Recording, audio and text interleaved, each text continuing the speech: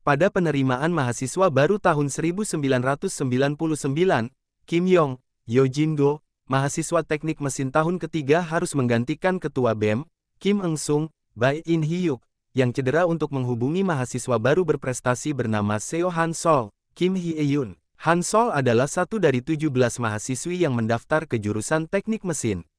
Menariknya, dia merupakan mahasiswa baru peringkat pertama, tetapi tak mengikuti ospek sehingga cukup misterius. Kim Yong diminta menghubunginya agar Han-sol dapat ikut serta dalam pesta penyambutan. Tanpa diduga, Han-sol menyambut undangan Kim Yong dan meminta bertemu beberapa jam sebelum pesta dimulai.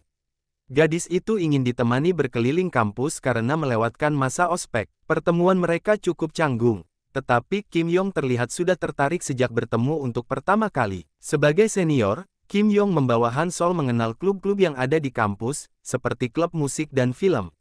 Namun, Han-sol lebih tertarik pada klub radio ham atau klub radio amatir yang dapat melatih para mahasiswa berkomunikasi menggunakan jalur radio. Dia minta dikenalkan pada siapapun yang bergabung dengan klub tersebut. Kim Yong ingat kalau Kim Eung-sung juga punya radio semacam itu, tetapi tidak mengatakannya.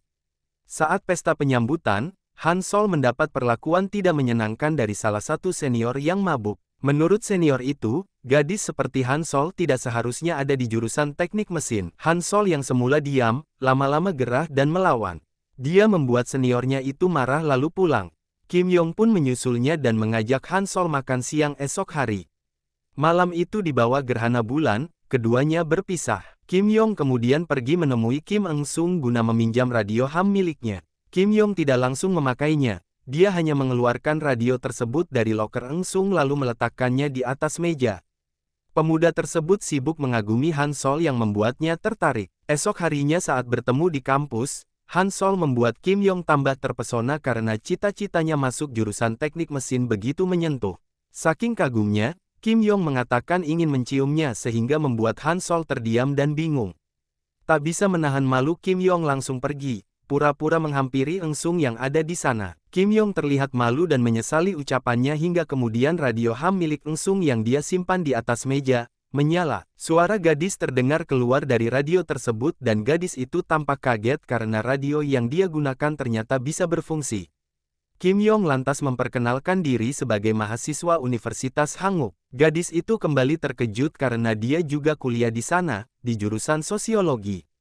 Dia memperkenalkan diri sebagai Kim Moon-hye, Choi Hyun. Moon-hye mengatakan dirinya harus mewawancarai orang asing dan Kim Yong bersedia membantu. Syaratnya dia dibolehkan meminjam buku panduan radio ham yang dimiliki Moon-hye. Kim Yong dan Moon-hye pun sepakat bertemu esok harinya. Namun, hingga 2 jam Kim Yong menunggu, Moon-hye belum juga menampakkan diri. Anehnya, Moon-hye juga menunggu di tempat yang sama, tapi Kim Yong tak kunjung tiba. Anehnya lagi cuaca di tempat Kim Yong dan Moon-hye berbeda. Jika Kim Yong menunggu dalam cuaca panas, Moon-hye justru kehujanan. Tak lama, seorang pemuda memayungi Moon-hye dan membawanya pergi dari tempat tersebut. Dia adalah Oh Yang-ji, Na In-wo, teman dekat sekaligus lelaki yang tampaknya Moon-hye sukai. Sesampainya di rumah, Moon-hye kembali berkomunikasi dengan Kim Yong. Mereka saling menuduh sebagai pihak yang tidak menepati janji. Moon-hye mengatakan kalau dirinya menunggu 2 jam di bawah hujan. Tetapi Kim Yong tidak percaya karena cuaca tadi siang sangat cerah. Lantas, apa yang sebenarnya terjadi? Mengapa cuacanya berbeda padahal mereka sama-sama berada di tempat dan waktu yang sama? Ya, film ini berjudul Ditto tahun 2022. Ini adalah sedikit sinopsis dari film tersebut. Silahkan ditonton karena film ini endingnya cukup membagongkan. Dan jangan lupa untuk subscribe channel ini agar tidak ketinggalan sinopsis film-film selanjutnya.